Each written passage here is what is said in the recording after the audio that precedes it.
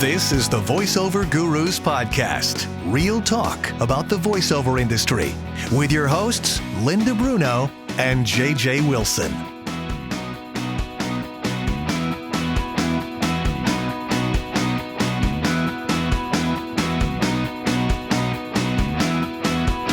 All set, Dan?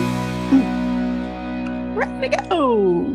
Hello again, and welcome back to the VoiceOver Gurus podcast. Hello there, JJ. Hello there, Linda. How are you? I'm good, and I'm excited today. We have a special guest. I'm excited too, but I need to apologize in advance because I have a bad cold. And my cold meds are just wearing off right now. Of course, this is something I would never admit in a voiceover session because you never tell a client that you're sick. Right. But considering this is not a voiceover session, I can be honest with everybody, right? Okay. So if I say something a little weird, you know why. Mambo dog face in the banana patch? Yes, Linda. But I have been a member.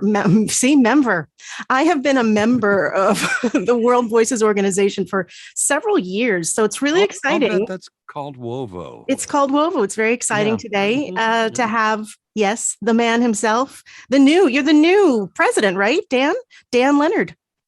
Thank you. Yeah. Hi, Dan. AJ, good to hear from you. And likewise, I love your mustache. Oh, thank you. It would take me 6 years to grow that much hair on my face. It took me 50. So, oh, okay. So you're the recently appointed president, yes? Yes, indeed. Yeah. No, the board of directors. We have. I think it's like an initial 1-year term and then a 2-year term, selected by the board of directors, and. I've been a vice president really since the inception of the organization in 2012. Oh. We decided that one of the 4 founding members, that each one of us would serve as president at one time or another. And it was me, Dave Courvoisier, Chris Metzalesta, and Dustin Ebaugh. And Dustin, we're all like, "You want to be president?" "No, I don't want to be president." "You want to be president?" So Dustin, first president, really set some precedent. Oh, Wait, I have to write that down, Dan. And we've had let's see, Dustin, Dave, then Peter Bishop, and then Karen Vasilopoulos, and now me. So fantastic. My turn, and I felt it was just time to step up and fill the void and really bring the organization where the vision that I had for it initially when we first founded it. So yeah, you're going to need to fill everybody in on why it was founded and your mission statement.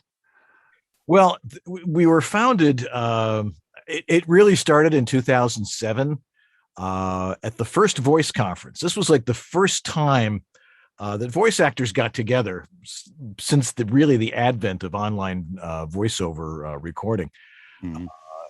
Like at 2002, 2003. I mean, it started with the advent of the internet, but it really started at that particular conference because they threw us in a room and they couldn't get us out of the room. So kept talking, and it's like, "Hey, I know you. I read your blog," or whatever. Back in 2007, whatever it was we were doing to communicate on the internet. And one of the things we discussed was creating at least an industry association or some organization of some sort that would really represent the interests of freelance voice artists. And that idea sort of roamed around for a while. A couple of for-profit entities tried to start a couple of things, and by 2012, it was apparent to some of us that these entities were not serving the needs of voice actors, but the people who were organizations. So the 4 of us sat in Dustin's car in a parking lot in Ventura, California during FAFCon that particular year, and said, "How are we going to set something like this up? And what would be the mission for it? And really, why do we want to have this?" And we came up with a pretty good idea. We're like, "Well, when are we going to launch it?" And then, we were doing what is now VoiceOver Body Shop. Then it was East West Audio Body Shop, because I was that's your podcast videocast, right? See that right there. Yeah. I'm sure a lot of our listeners know who you guys are because you've been around forever. Yeah, and I announced that we're going to do this, and the other three are like, "Well, I guess we're going to have to do it now." And so we launched it, and immediately got lots of people on board. We created, bylaws. We incorporated. We did everything that was really necessary to create a not-for-profit organization. Not-for-profit, yeah. Mm-hmm. And years later, we're still here. Wow. So that was the beginning of it. The mission statement really, it's sort of evolved over the years. I mean, my initial vision, and we've sort of hopefully stuck to that, is to represent voiceover as a profession to the people who hire us. That's really the purpose of an industry association, is to really show the voiceover industry, the people who hire voices, that we're not a dime a dozen, that we're hardworking individuals. We have invested heavily in our training, in our all those. Dan, I think I love you, Dan. No, thank you. I appreciate that. There's so many people who don't treat us well. That is correct. Yeah. And so that involves a lot more than just saying this is what we're going to do. Right. It involves public relations. It involves talking to these other entities. It involves talking with other industry associations and advertising and some of these other areas that we've been trying to make some headway and some traction into. And that was my primary idea of what our mission should be. The other part of it is really about community, and there's power in numbers, but there's also power in knowledge and collective knowledge, because if you have a lot of professionals who've been doing it for a while, they have the inherent ability to say, this is what works for me. How does this apply to, your style, the type of work you do? Yeah. And it really does make it really does help people move on in their careers. But also there's also, it's networking. As we know in voiceover, it's not so much what unless, of course, you have to be good at what you do. Yeah. That's a given. Who and the connections you can make to help you find work. And so that was important to us as well. And one of the other things that we wanted to do, this was actually one of the things that sort of started it, and it's gone in a couple of different directions. I've been, up until now, I've been vice president and chair of the technical standards committee.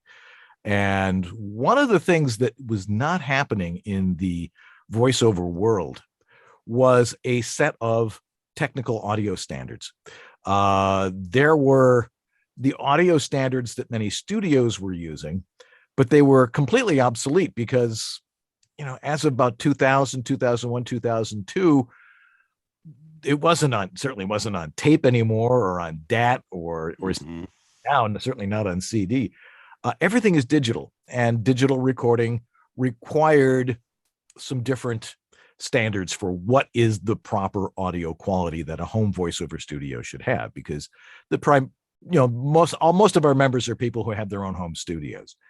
And my committee of George Whittam, Uncle Roy Yokelson, Cliff Zellman, Joe Van Ripper, and a couple of other guys, we got together, and in about 45 minutes, we nailed down exactly what it was that we thought were the standards we should have.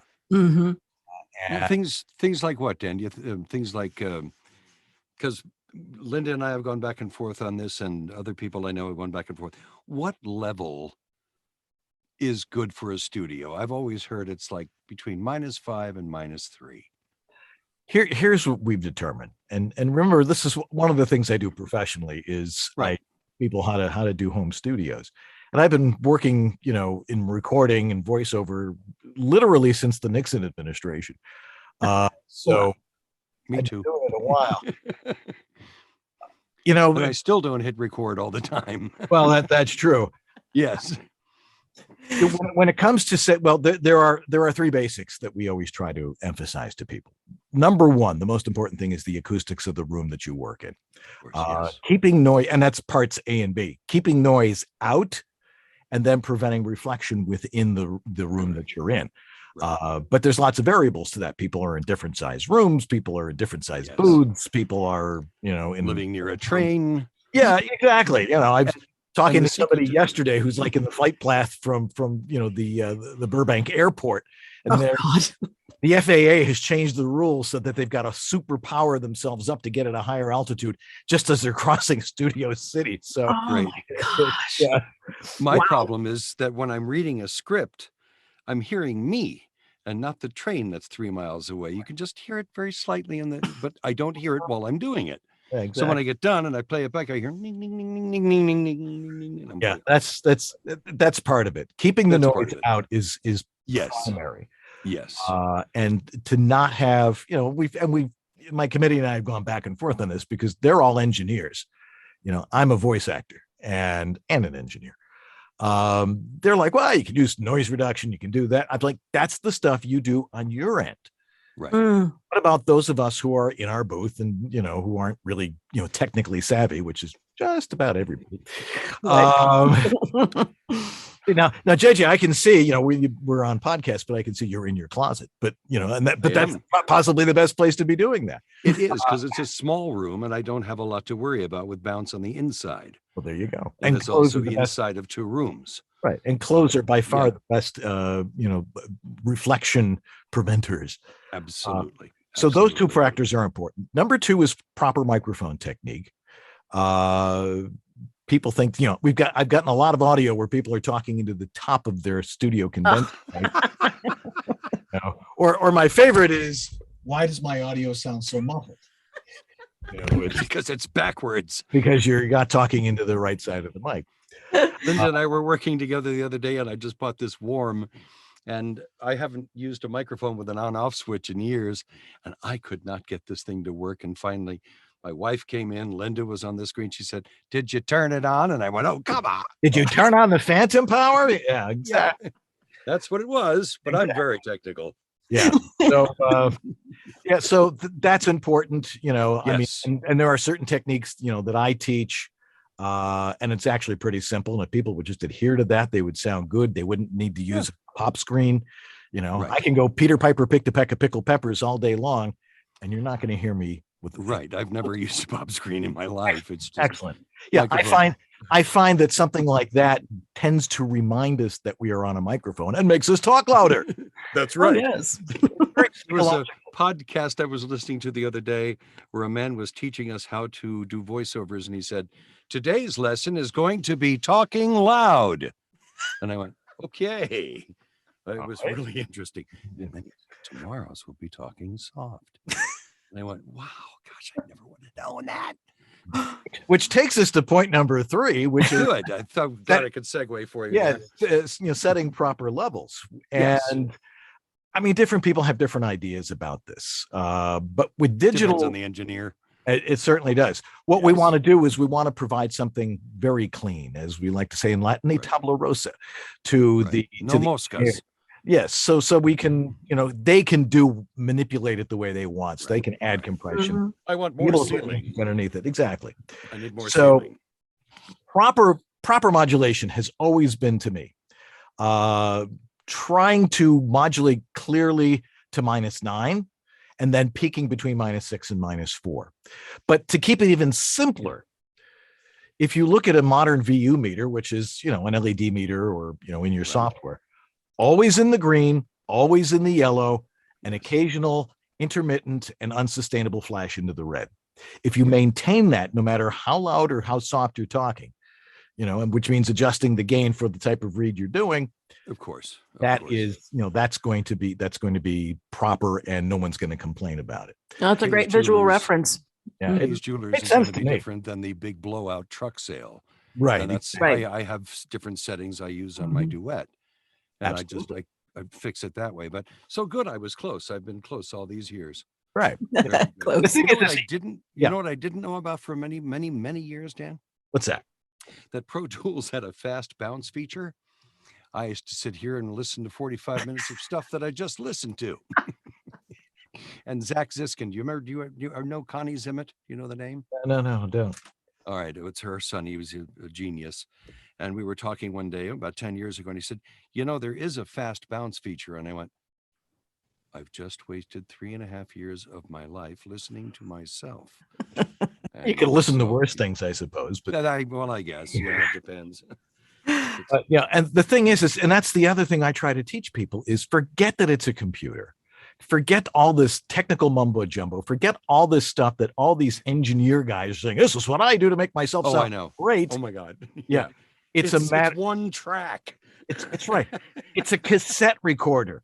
Right. Play, record, rewind, stop. Exactly. And if you can get past all the electronics that's in between, just know that it works and hit record and do what you do, which is be a voice actor. That's an important thing. So that was one of the things that we wanted to establish, and we did establish that.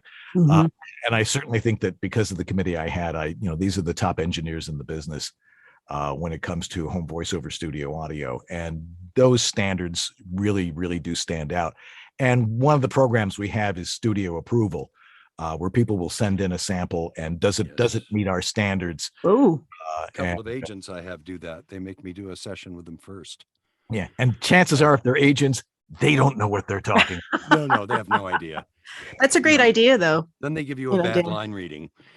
Exactly. But this way, people can test and see if they're on the right track with their studio. Absolutely. Exactly. It's only available to our professional members, and we have 2 tracks of membership. We have professional members. When you apply, we look at a number of factors. One of them is, have you had, paid work, at least 5 paid jobs in the last 13 months that were not given to you by a relative. Being paid to do Grandma's answering machine. I was just going to say, hi, this is Grandma Jody. You're not here right now. That's important. And of course, at market rates, not at Fiverr rates or something like that. Yeah. Right. I did get $6 the other day out of Fiverr. Well, that's good. He's joking. About 12 12 years, I'll be up to $9, $10, $11. It has nothing to do with Fiverr. We're making that clarification right now. Okay. Not have anything to do with Fiverr. Yeah, I've got my own opinions about that, but that's not like official policy within our organization quite. Yes. But that, and aside from the technical standards that we had, you've got to be able to get those jobs. And you also have to have a web presence. You've got to have a website. You've got to show us that you are a professionally working professional. Then there are people who are just starting out in the business, and I'm sure a lot of your listeners are those types of people. Like, yes, voiceover. 1, go to law school instead. 2, no, I mean, really, it's a very, very tough business. It really is. Thank you for saying that. Yeah, There's so many highs and lows. Yeah, it is the thing that I try to emphasize, and I think one of the things that we try to emphasize as an organization. This is not show business. This is an entrepreneurial business that you have to learn how to not only be a good voice actor, which is show business kind of stuff, but you also have to be somewhat of an engineer. You've got to at least have the basics down. Right. You have to be able to do bookkeeping and marketing and all those things that go with it. If you don't do those and you're relying on other people to find you work, you're not a professional. I mean, it's there's the people who do a lot of the voice work here in LA, they're either movie stars or something along those lines. They're the ones getting the Mercedes commercials, like John Hamm or Chris Pine is doing, for BMW and those sorts of things. Those are celebrity endorsement type things. That's not the work that we primarily get. Now, we would kill for a tag, now available at your Mercedes dealer. Amen to that. Yeah. Now those pay pretty well too, but that's the stuff that we're all fighting over, and we're really not fighting over it. We're just, we're really not competition. And that's the other idea, that we're not competition to each other. We are snowflakes. There is work out there for everybody in certain voices. The key is being able to maintain a good supply of clientele that will always come back to the well. And that's what we try to teach. That's what we try to emphasize. And, and that's what we're trying to get across to potential clients out there. So that's essentially our mission. It's, great. That's a good one. It's making sure that people understand that we're professionals, that we are technically savvy, that we can do what they need to get done for their particular client, and that we should be paid properly for it. That we're not, not to insult any paving contractors out there, but we're not paving contractors, and we want to do. And it's not a matter of the lowest bid. There are some standard industry rates that we should probably adhere to, but they're variable. It's not like saying you need to charge this much. It's a matter of there are some acceptable rates that people should try to. Have you guys created any type of rate card situation, or you're depending on GVAA, or? We refer people to the GVAA website and their rate guide, which is really, really good. Yeah, I find that to be very beneficial. Yeah. And by the way, I did an on-hold message for a paving company the other day. It was great. Well, I've always loved the organization because it is about transparency and about the realities of this business, which is what we are about. And I also like the mentorship aspect because you offer, I know you have the professional level. Is it an associate level? Is the next? Right. Yeah. We have. Yeah. If you don't qualify to be a professional because you're trying to, become in voiceover, as we began to talk about, and then sort of went off in another direction. That's probably my fault. I wasn't placing blame anywhere. Oh, no, it's okay. It usually is. We have an associate level, and we have many, many associates, and we have a mentorship program, which we are expanding. It's run by one of our board members, George Washington III. If you know George at all, great guy, great voice, great opera singer. He keeps saying, why do you keep reminding people of that? Because you are a good opera singer. But he's also an educator. Like me, I have a master's degree in education. He teaches, and we're trying to work and expand the mentorship program so that the associate members who need help can get half an hour a month from one of the professionals that has volunteered to become a mentor. So I've had a few reach out to me, and I've gotten on the phone with them. I've gone back and forth with emails. I've critiqued demos. That's what it's about. Exactly. And if you don't have go ahead, JJ. There's also a slightly other role that we all play as professionals, and at least Linda does this for me, is the part of a psychiatrist. Yes, that's why I have. Sometimes I call her and I go, I've had it today, and she calms me down. And the mentorship thing sounds like a wonderful place for people to go to, say. It's a great aspect of WoVO. I'm dying here. And then, of course, the next day you always get a job. I know. Then you feel fine. And you feel fine. Yeah. I found that, if you send out to the universe that I really would like some work, and you make the effort to try and find it, it may not be from the actual effort you made to get that work, but generally something shows up in your inbox the next day. Yep. The other key is, of course, how do you get voice work? And that's make plane reservations. Right. Yep. Say you're leaving town. Exactly. How many times has our phone rung while we're sitting in a terminal getting ready to get on a plane? I do Channel 7 in Miami. I do some of their liners and promos. And I actually had to call him after 15 years. And I said, you've got to take the camera out of my car. Because every time I get in it and go to the dentist, I sit down, they give me the shot, right, and I get a session. I said, did you wait till they gave me the shot on purpose, or did you just, it's amazing how that works. So true. It's the energy. It's the energy. One of the laws of the universe, but you can't legislate that. You can't create rules around it. It's just the way it is. So expanding the mentorship program sounds fantastic. What else are you guys were meeting pre-COVID. You guys were getting together. Yeah, we were. We have we've been doing annual conferences. We call them WoVO cons. And it was in Vegas last time, right? It's been in Vegas all along. It's been our corporate headquarters. Yeah, our corporate headquarters is in Nevada, or Nevada. According to Dave Courvoisier, who's back in Las Vegas as a morning anchor there. That's where our corporate headquarters is. That's where we generally tried to hold the conventions. But the best ones we had were at smaller hotels. Our first one we did was at a hotel in Henderson, and it was small, intimate, lounge-like. The food was good, but it really didn't matter because we were all just glad to be together. And really, the format is not so much bringing in, big speakers. It's bringing in our own members and having them talk with each other and try and have more topical discussions. You might have a different topic in a different room, but everybody gets to contribute, which is a much more productive way of having a conference. That's right. And really, and most of the conversation at conferences that really helps is the ones you have out in the lobby. We used to have this thing called FAFCon. I don't know if any of you ever got to a FAFCon. No. It was voiceover retreat for a weekend for professionals. You had to be a professional to attend. Amy Snively put those together for about 5 or 6 years. We were first meeting twice a year, which drove all our spouses crazy, but we also had a great time. It was very useful, very productive.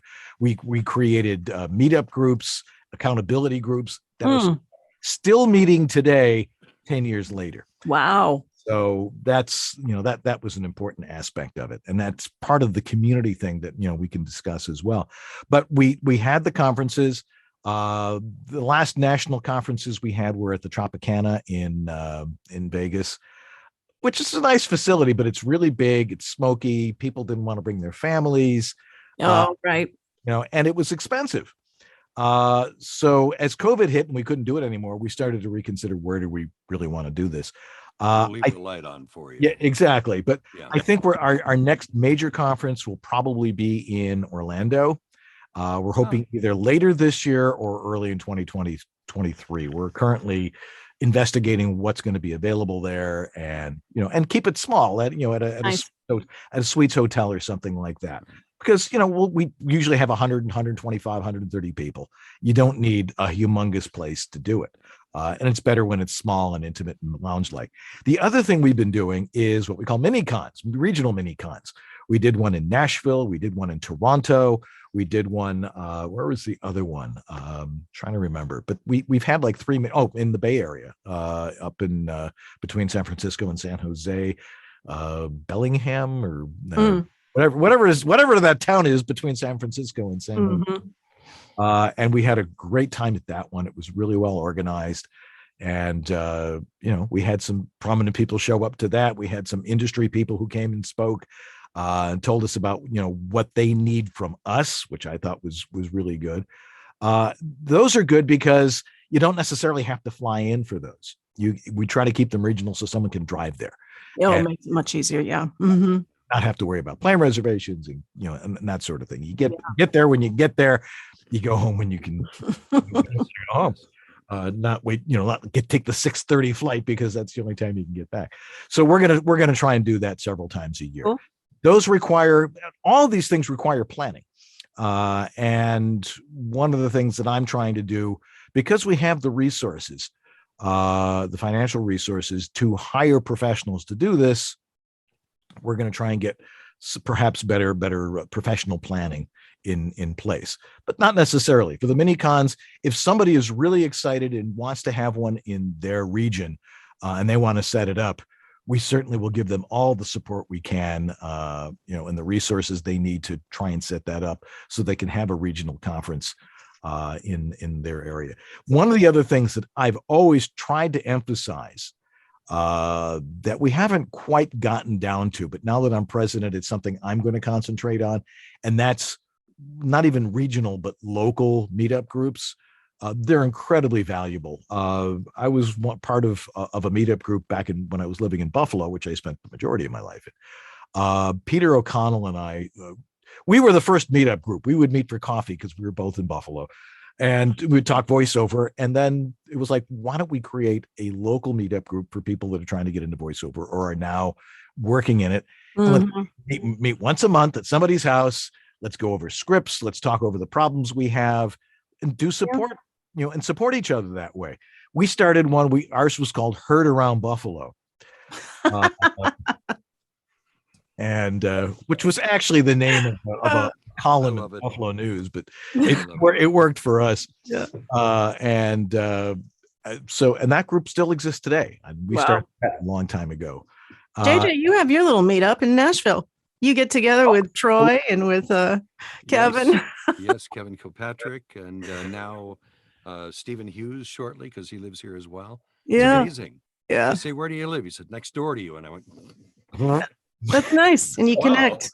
Right. Yeah. Remote Yeah. world. Mhm. Yeah, that's an important thing. And what I would like to do is get people to create these groups and then affiliate with WoVO, so people will come on board and really be part of the national association, an international association, which is another thing that we want to do and we've been doing. And that is, we are world voices, and we want to be able to get people from all over the world to be involved in this industry association. Thing is things are very different in different parts of the world. There are countries in South America where you actually have to have a certificate to show you're qualified to be a voice actor. Wow. Really? You have to be trained by the government. And of course, there's different pay scales in different parts of the world. And Wow. and different rules and different types of industries, which is fascinating to learn about. Currently, our vice president is Ramesh Mitani. If you know Ramesh at all, he lives in the Canary Islands. Oh, how nice. He's he's just a fabulous guy. He understands the European market better than anybody, and the world market. And we've been doing these cafes. We do an international cafe a couple of times a month where we get people from all over the world who are members to get together and talk about what they're about. That's great. Most of them speak English, at least the ones that show up speaking. Mm-hmm. That's great. And that's been a really important thing. Two of our last two presidents were not Americans. Catherine Vasilopoulos is from Montreal. And Peter Bishop, while he lives in New York, he's an Englishman in New York. I think he's on Long Island. That's where I am. Yeah. And so he's he was so we have an international presence, and we try to maintain that within our board to make sure that we have people who are from other parts of the world involved in the organization, and we're trying to expand that. We have members in the Philippines, we have members in Israel, we have members in various African countries, certainly a lot of people in South America. We've tried to get a subgroup of Latin Americans. We called it WoVO Span. They've had some issues with trying to get consistent leadership with that, so I'm going to work to make sure that they get up and running again, and they're represented, which is really important, because the Latin American market's the biggest market out there. And, they want access to the American market. We would like access to where they need English in South America and Central America and stuff like that. So there's plenty of work out there. Yes. But if we all work together, access to those markets becomes a little easier.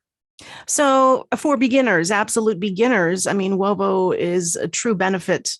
A lot of benefit for them to join WoVO is, besides the mentorship program, but it's an ability to be able to learn with ethics, how voice talent should be running their businesses.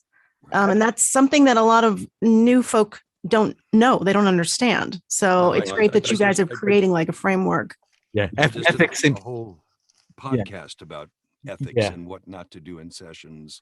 Well, there's that. Absolutely. I mean, ethics seems to cover the whole gamut to somebody who is just breaking in, to somebody like me.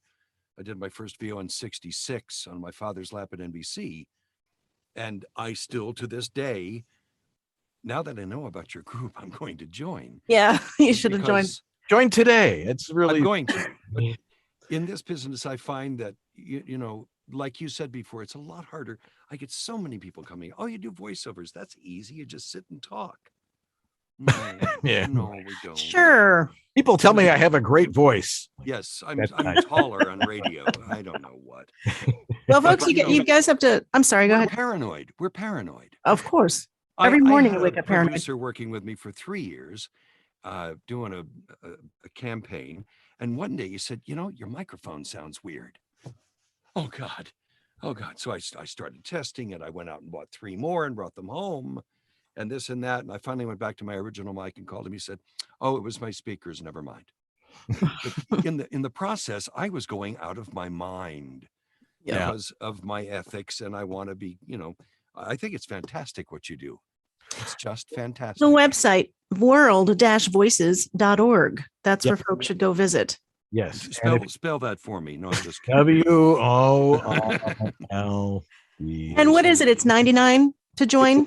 $99 a year. And when you consider some other professional organizations, we're darn cheap. Can you make payments? Just kidding. But A payment plan. right now, here's a really important point that people really need to understand. We are a not-for-profit. Yeah. Where there are so many educational and voiceover entities out there, academies, and some of them are excellent and they have excellent programs. But we're not for profit. We're not here to put money in an individual's pocket. We are here for the collective benefit of the entire voiceover industry. Thank you. Yeah. And that's one of the things about our conferences. Because we can do that, we can subsidize the cost of a conference to keep it low. Right. And that's really important. So people can attend something that they might not normally be able to attend because it might be too expensive. And they're going to get better benefit out of it because they're not going to be hearing from Hollywood agents that have nothing to do with you. We're a different market. And Yeah, that is Linda and me and her. That's our belief. Yeah, That, we have a lot of experience, and we're not going to charge you $7,000 to do a demo. Exactly. We're going to be honest with you. If you sound, can I tell them the quick story? I got a call Please. from a lady. She said, I want, hello, it was son. I said, yes. She said, I want to do voiceovers. And I went, oh, do you speak neutral Spanish? She goes, no, I don't do English. And I said, but I can hear a little bit of an accent. And she said, no. Listen, welcome to Disney World. And I went, sounds familiar. oh, really? Did you talk to her too? Probably. They all contact me. Yes, me too. Yes. That's so funny. Well, I don't want to have you inundated with people, but you have your voiceover website, danlenard.com. Mm-hmm. And you also, because you specialize in helping folks with their home studios, which is fantastic, that's homevoiceoverstudio.com. Mm-hmm. And of course, world-voices.org, which I highly recommend everybody joining. There's so many benefits to it. And as you're growing and learning in this business, you have to, take in everything that you can. Absolutely. Yeah. So if you go over to the website, there's on the top menu, it says join today. Click on that. It goes over all the qualifications and what's necessary. The PayPal link. We have our membership vice president, Mike McGonigal, does an amazing job with that. It's a great system that we have. He does an investigation. Okay. You have demos, you're online. Have you had paid jobs? If not, you can, so we vet these people. You've got to be a vetted professional. Yes. One of the best benefits we have for professional members, and I can't believe I haven't mentioned this yet, is voiceover.biz. Mm. Voiceover.biz is our answer to the pay-to-plays. There was a problem with one of the pay-to-plays that, they were taking an awful lot of money. Oh, we know. Yes. I'm not going to mention any names. Our response to that, we started planning for this and really getting it together. But when that particular entity really went off the rails, and really started abusing, their customers. They started treating their customers as a commodity to their other customers, which were people going to the site to hire talent. Mm-hmm. We launched choices.clam. We won't mention names, but no.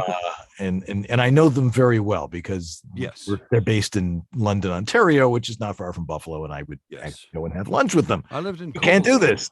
During this period of time, Dan, this is also when the Agents Alliance came together, right? What's it called? The voice of the Agents Alliance or whatever it is. I haven't heard much from them. I know people who are all members of it, but I don't really know, what they're doing or how they're cooperating. Knowing that they're competitive agencies, I don't know if they're cooperating or not. Right. And the agency business, the independent agents and the big agencies, their models have to change and have been changing. And yes, but we certainly supported them and they've supported us and that's really important. But voiceover.biz is a searchable directory of our professional membership, where people can put their profiles, their demos. If someone wants to find a voice actor for something, it's a totally searchable directory. I want somebody, 25 to 35, urban voice, grandma voice, something like that. And if the demos you have are the search terms for these people, and randomly the people who qualify for those things come up, and and they can search for as many people as they want. We don't act as the middleman.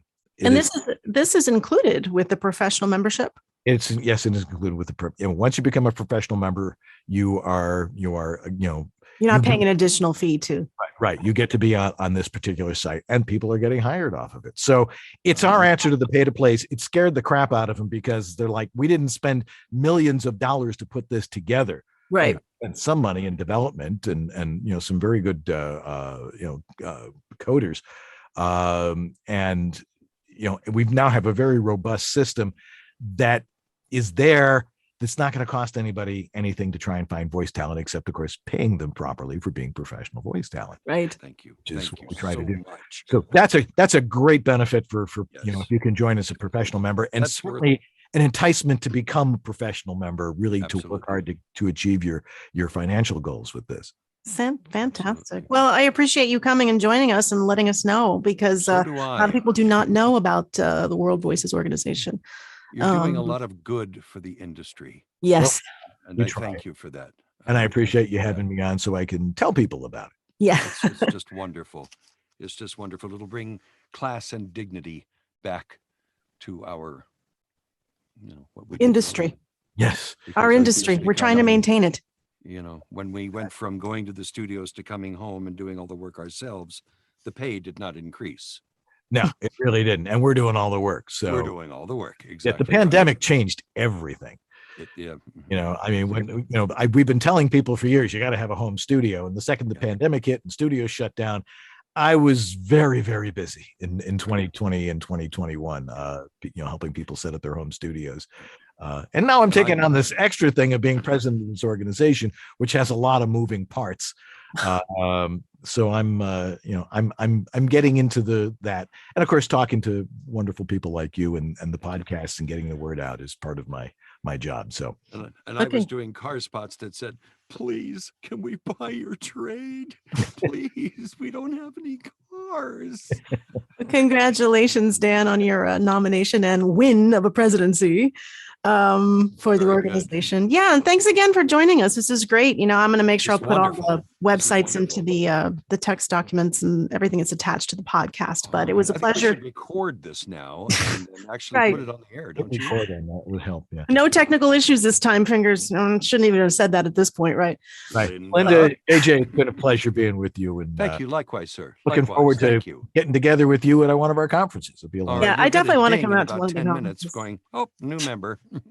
Well, that does it for another episode of the Voiceover Gurus podcast. You guys have topics, ideas, questions, just email me info@voiceover.guru. Okay. And this is going to be in December. So Happy New Year to everyone as well. Oh, yes. And happy holidays.